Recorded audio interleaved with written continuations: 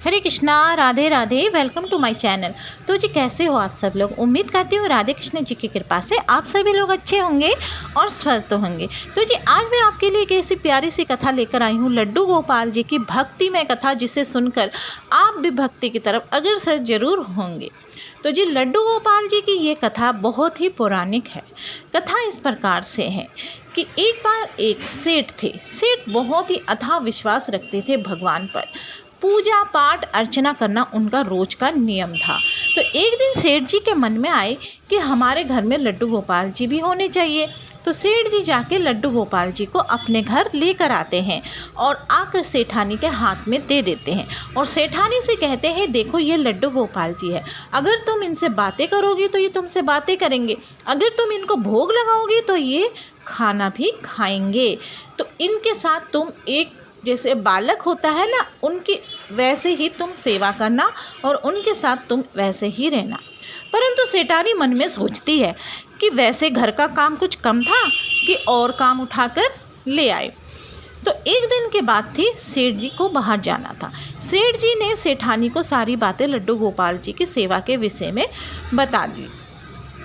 सेठानी थी जो अपनी मन मर्जी की करती थी। पूजा पाठ में उसका विश्वास तो था नहीं, कोई काम नियम से नहीं करती थी। सुबह जब चाहे जब उठती थी, जब चाहे उसको सोना होता। सुबह वो बहुत देर से उठती थी तो उसको लड्डू गोपाल जी की सेवा करने में परेशानी हो रही थी, क्योंकि लड्डू गोपाल जी की सेवा करने में उसे सुबह जल्दी उठना पड़ता था।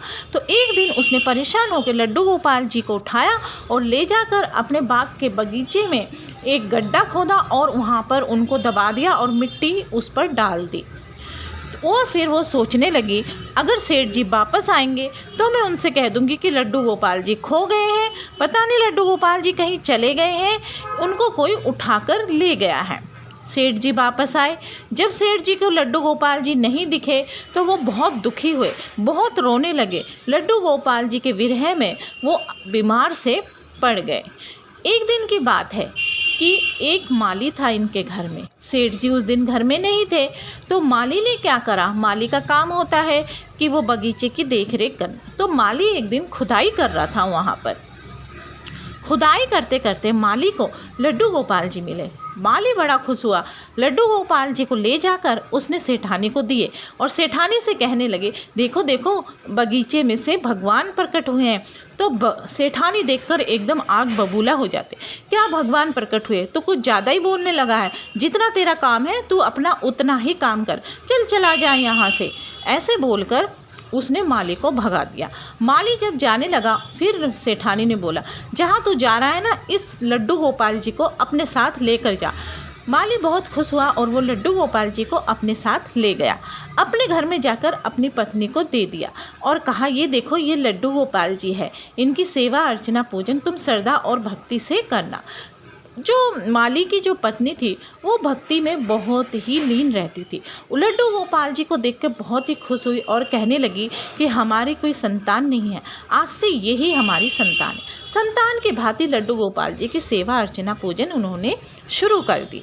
एक तरफ तो माली बहुत खुश था और एक तरफ माली दुखी भी था, क्योंकि उसका काम जो छूट गया था। वो सोचने लगा कि लड्डू गोपाल जी मेरे लिए शुभ है, इनके आते ही मेरा काम छूट गया है। उसने अपनी पत्नी से अपने काम के बारे में बताया। पत्नी जो थी भक्ति में लीन रहती थी, पत्नी को ज़्यादा ज्ञान था भक्ति का। तो उसने अपने पति को समझाया कि देखो, भगवान कभी भी किसी के लिए अशुभ नहीं होते हैं। गीता में कहा है कि हमारा क्या है और हम क्या लेकर जाएंगे, जो हमारे पास है वो सब भगवान का ही तो है, इसलिए तुम दुखी मत हो। माली अपनी पत्नी की बात सुनकर उसका मन हल्का हो जाता है, वे खुश हो जाता है और फिर वो पति पत्नी दोनों लड्डू गोपाल जी की सेवा में लग जाते। कहीं ना कहीं माली के मन में फिर भी थोड़ा बहुत संकोच था कि लड्डू गोपाल जी घर आए हैं, अब मैं इनके भोग के लिए कैसे इंतजाम करूंगा, इनके लिए वस्त्र लाने पड़ेंगे, वो मैं कैसे करूंगा। माली कहीं ना कहीं सोचता रहता था। एक दिन की बात है, जब लड्डू गोपाल जी उनके घर में आए तो उसकी पत्नी ने जब उनको स्नान आदि कराया था तो लड्डू गोपाल जी के शरीर में पूरी मिट्टी लगी हुई थी, वो मिट्टी से सने हुए थे।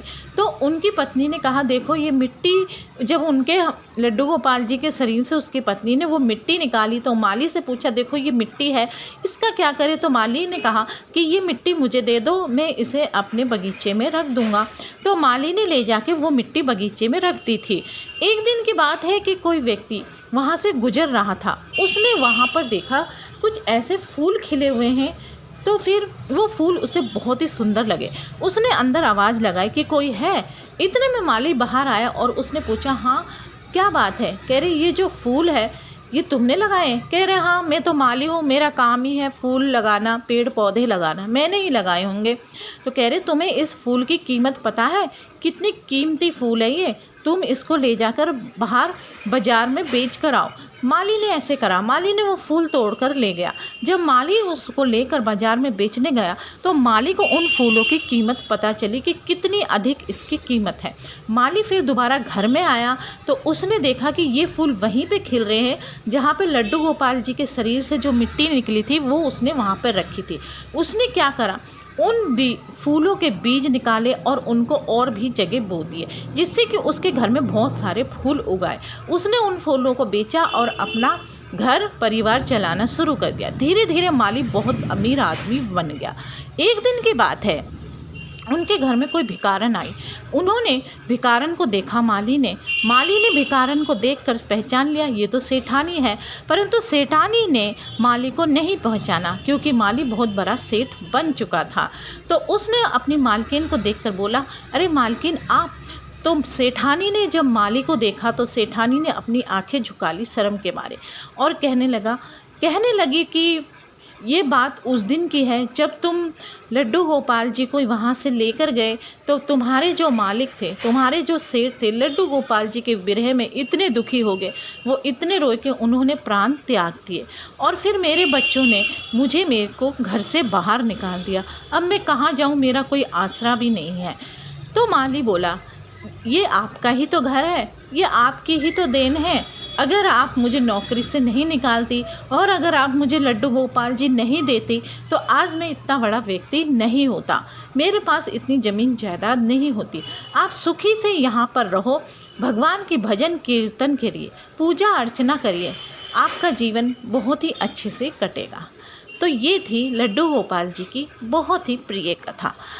तो जी इससे हमें ये शिक्षा मिलती है कि आपके जब बुरे समय पर आपको कोई जब शिक्षा दे रहा होता है तो आप उनकी बातें मान लीजिए। क्या पता किस रूप में आकर भगवान हमें हमारे बुरे समय में हमें ज्ञान देते हैं। तो हमें हर किसी की बात सुननी चाहिए, चाहे कोई कैसा भी इंसान हो। अगर वो हमें सही राह दिखा रहा है, उसकी बात में दम है, आपको लग रहा है कि वो हमें सही राह दिखा रहा है तो आपको उसकी बात अवश्य ही सुननी चाहिए।